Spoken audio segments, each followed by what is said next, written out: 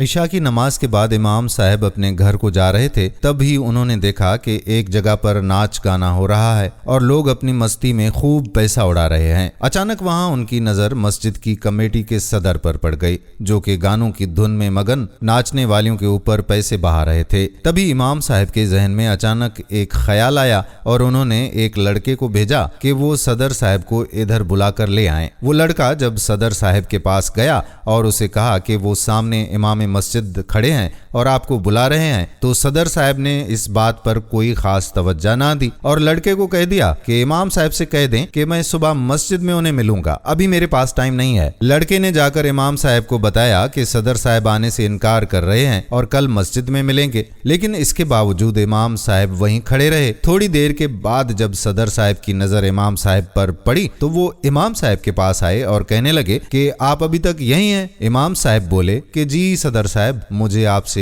ایک بات کرنی تھی، اس لیے میں رک گیا۔ صدر صاحب نے بڑی لاپرواہی سے جواب دیا کہ جی فرمائیے، ایسی کیا ضروری بات تھی کہ آپ سے صبح تک کا انتظار نہ کیا گیا؟ امام صاحب نہایت ہی عاجزی سے بولے کہ صدر صاحب، برائے مہربانی میری تھوڑی سی تنخواہ بڑھا دیں، اب اس تنخواہ میں گزارا مشکل سا ہو گیا ہے۔ یہ سنتے ہی صدر صاحب کا لہجہ تلخ ہو گیا اور بولے کہ امام صاحب، آپ بھی کمال کرتے ہو، میرے پاس اتنے پیسے نہیں ہیں کہ آپ کی تنخواہ مزید بڑھا سکوں، بڑی مشکل سے مسجد کے باقی اخراجات پورے کرتا ہوں۔ امام صاحب نہایت دردمندانہ لہجے میں بولے، صدر صاحب کچھ تو میری حالت زار کا خیال کریں، 7,000 کی تنخواہ میں تو میرے گھر کا راشن بھی پورا نہیں آتا۔ تھوڑا سوچنے کے بعد صدر صاحب بولے کہ امام صاحب آپ ابھی گھر جائیں، صبح فجر کی نماز کے بعد مسجد میں اسی موضوع پر بحث ہوگی۔ یہ کہتے ہوئے وہ وہاں سے چلے گئے اور امام صاحب بھی اپنے گھر کی طرف چل دیے۔ امام صاحب جیسے ہی گھر پہنچے تو ان کی زوجہ محترمہ نے امام صاحب سے پوچھا کہ کیا آپ نے صدر صاحب سے تنخواہ بڑھانے کا مطالبہ کیا؟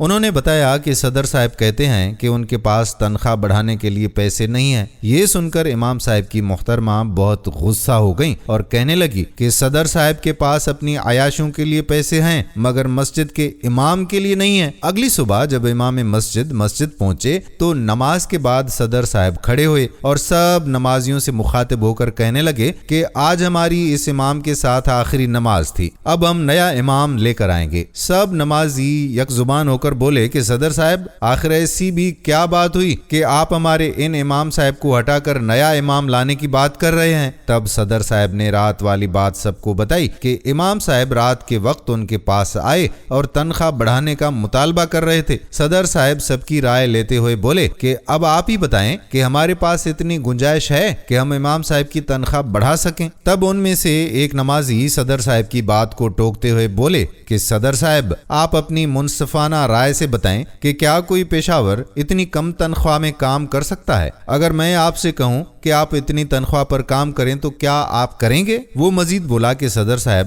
اگر آپ کا 7,000 ماہانہ میں گزارا نہیں ہوتا تو خود سوچئے کہ ایک امام مسجد کا اتنی کم تنخواہ میں کیسے گزارا ہو سکتا ہے۔ دوستو، ہم ساری راتیں ناچ گانوں میں اور عیاشیوں میں تو لاکھوں روپے لٹا دیتے ہیں، مگر ایک قرآن کے قاری اور امامت کرنے والے شخص پر پیسہ خرچ کرنے میں بہت کنجوسی دکھاتے ہیں۔ لوگ مسجد کے لیے تو چندہ دیتے ہیں مگر اسے آباد کرنے والے امام کی بالکل فکر نہیں کرتے۔ اس کی بھی ہم سب کی طرح ایک فیملی ہوتی ہے جس کے اس نے سب اخراجات کو پورا کرنا ہوتا ہے۔ بحیثیت مسلمان یہاں پہ یہ لازم ہے کہ ہم اپنے مساجد کے امام کی مالی امداد کرنے میں بالکل نہ ہچکچائیں۔ ہم امید کرتے ہیں کہ ہماری یہ ویڈیو بھی آپ کو ضرور پسند آئی ہوگی اور اپنے دوست و احباب کے ساتھ اسے شیئر بھی کریں گے۔ آنے والی ویڈیو تک اپنے میزبان قادر بخش کلہوڑو کو اجازت دیجیے۔ فی امان اللہ۔